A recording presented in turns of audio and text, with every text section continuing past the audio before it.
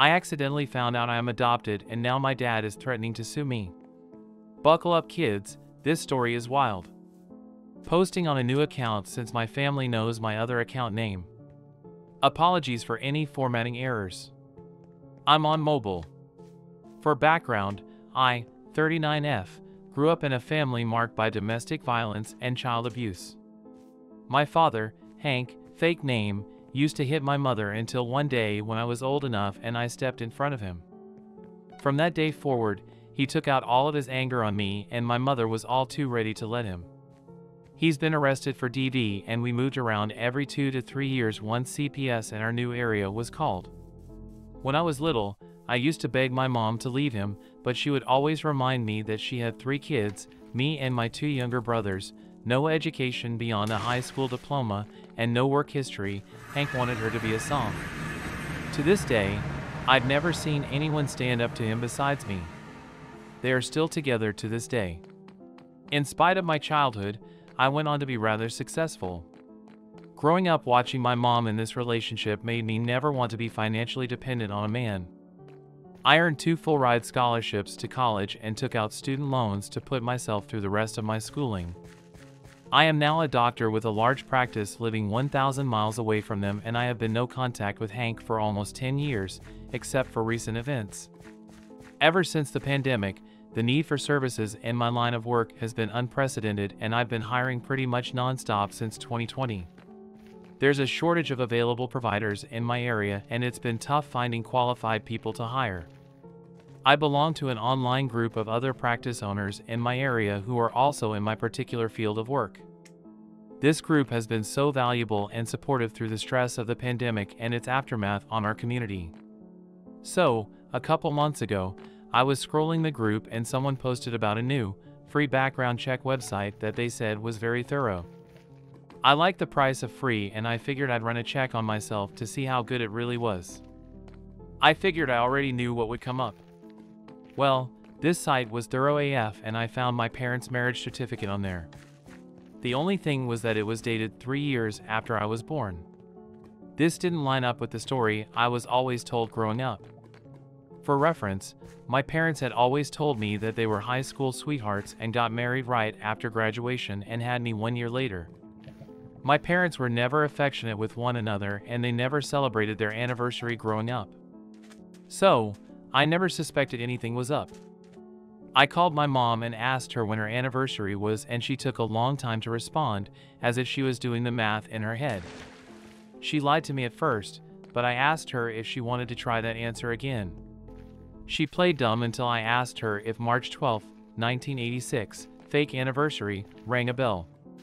The phone went silent and I asked her to explain herself. She then told me that she and my father never wanted me to know I was born out of wedlock and went on about that stigma.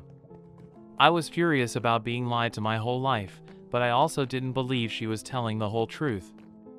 I hung up the phone and immediately ordered both an Ancestry DNA kit and a 23andMe test to be overnight to me. The next morning I took a picture of both tests and texted it to my mother. I told her I was too angry to talk to her just yet, and asked to schedule a phone call with her that Friday.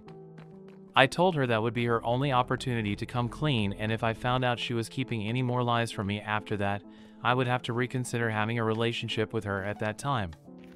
Friday came and we had our phone call. My mother told me that she had gotten pregnant in high school and her boyfriend's family moved him to Florida after that. I was elated that Hank was not, in fact, my biological father, but my adoptive father. But I was mostly infuriated and felt betrayed that my mother would let some man adopt me and then treat me so cruelly my whole life. Emotions were high and I berated my mother for this, not my finest hour. Since then, my PTSD from childhood that I had worked so long in therapy to manage in my 20s has come back full force.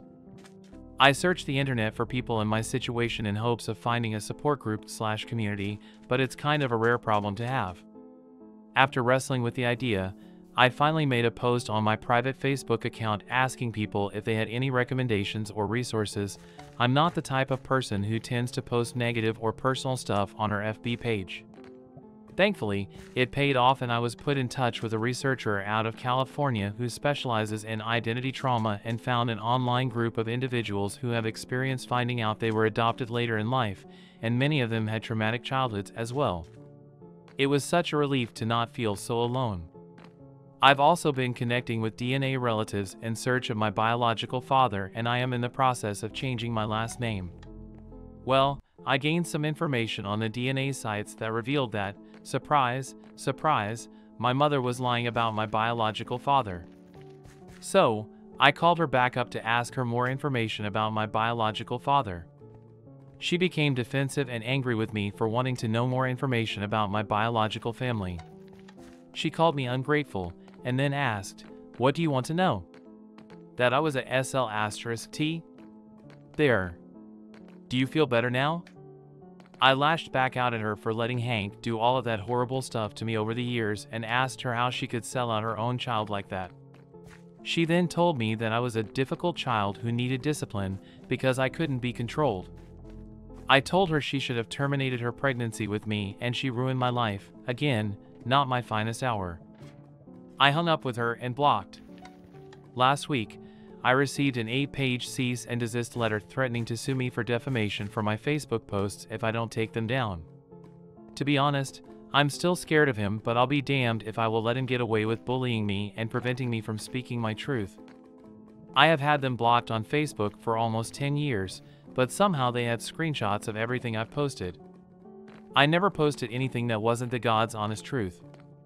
I'm upset and nervous, but I won't back down and I won't let him control me anymore. I'm in the process of retaining a lawyer.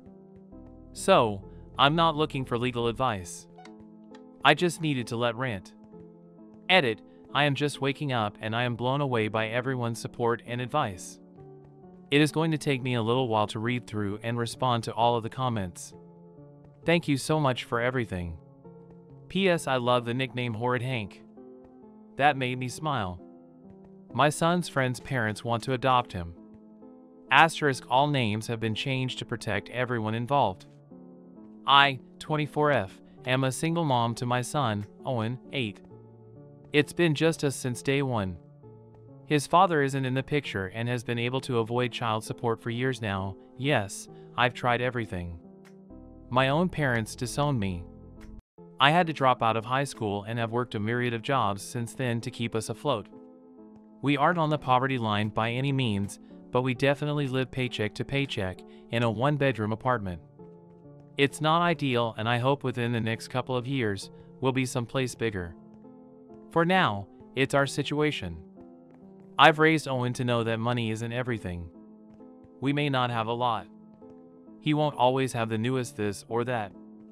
But we have each other. The two of us are very close. He has never gone without the basics, but I admit he doesn't get a lot of fun extras. I try to save a little here and there to make birthdays and holidays fun, but it's still never anything glamorous. And I think Owen was fine with that. Until recently, anyway. In our area, all the public schools are based on a lottery system. So, your child has a fair shot of going to any of them, so long as you put in a name.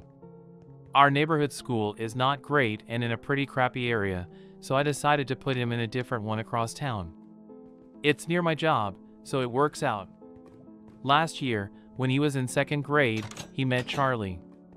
They began hanging out a lot after school, with Owen going to his place. I met Charlie's parents, Nate and Paige, a couple of times before this began. They seemed very nice and supportive. Owen always had a great time at their house. Charlie occasionally came to our apartment, but usually they were at his place. Which made sense. I work and there's really not much for them to do here, even when I am off. Summer breaks are easy to find care, as there are several free or low-cost camps that I can put Owen in. It's the shorter breaks, such as Christmas and spring, that are harder. Camp space is limited. Spring break of 2022, I managed to just miss registration. Paige is a stay-at-home mom and offered to take Owen for the week. I was hesitant to ask so much of her, but she insisted. He had a really fun time with them. They did a ton of activities, and Paige refused my attempts to pay her back at least some. I couldn't afford all. I admit, I did feel a tad uncomfortable with her spending this much on my son, but at the same time, I didn't want to deprive Owen of this stuff. Summer came, and while I did get Owen into camp, he spent a ton of time with Charlie as well. He ended up going on vacation with them. I was again very hesitant, but the experience was something I could never give Owen, and it wasn't too far away. He had a blast. I kept telling Nate and Paige that there's no way I could ever pay them back, and they kept insisting that they loved having Owen around. They told me what a great kid he is. Sweet, respectful. At one point, I really pressed Paige as to why she was so insistent on having Owen around so much. That's when she told me that they never planned for Charlie to be an only child, but all attempts at giving him a sibling just didn't happen. They know that Owen will never make up for not having a brother, but if they can give him a consistent playmate so he's not lonely, they'll do it. Should this have been a red flag? Maybe. But at the same time, I found it sweet that the boys considered each other brothers. I thought it was innocent. Surely, Paige and Nate knew the truth. Right? Right? This continued for a bit, and come Christmas break of 2022, Paige and Nate insisted that I not even bother to try to get Owen into a camp, they'd take care of him for me. I was grateful. They ended up getting him more Christmas gifts than I did. I tried to set my pride aside because it was about Owen, not me. This is still when things finally started seeming off to me. I understood a gift on his birthday, and while they didn't get him as many gifts that they got Charlie, it was a lot more than you would typically get your kid's friend. Fast forward to now. Spring break was last week, and this time, Paige and Nate didn't just offer to take care of him during the day while I worked, they asked if Owen could spend the entire week at their house. Honestly, it meant I could pick up some more shifts and save up for the bike Owen wants for his birthday. So, I said yes. I went to pick him up on Saturday afternoon. The kids were playing out back, so Nate and Paige asked to talk to me. They sat me down and said they love Owen and he's always such a joy to have. I thanked them profusely for all they'd done for him. Paige suggested that Owen stay a little longer. I pointed out Easter was Sunday plus school started up on Monday. They said they could take him to school. I felt weird and said, no, it was time for Owen to come home. That's when Nate suggested that Owen stay with them long term. I could still see him, but they would take care of him. I thought they were joking and said, like what, you'd be his guardians or something? They got quiet and the reality rushed over me. I pointed out that this wasn't a movie. They can't just get custody. They started spouting some legal stuff about how I could assign them as guardians and they would help make this transition smooth. They told me to think about Owen and what's best for him. I told them there was no way in hell I was going to give up my son. I grabbed Owen and we left. I've blocked their numbers. Owen has no clue what's going on. I'm keeping him home tomorrow and took the day off work to figure some stuff out. Legally, they can't take him. But now I know what they want and I'm terrified. I don't want him going back to that school. Do we move? I'm so lost. And I feel so stupid because looking back, all the warning signs were there. I know Owen is going to be devastated losing Charlie, Paige, and Nate. How am I ever going to explain it to him?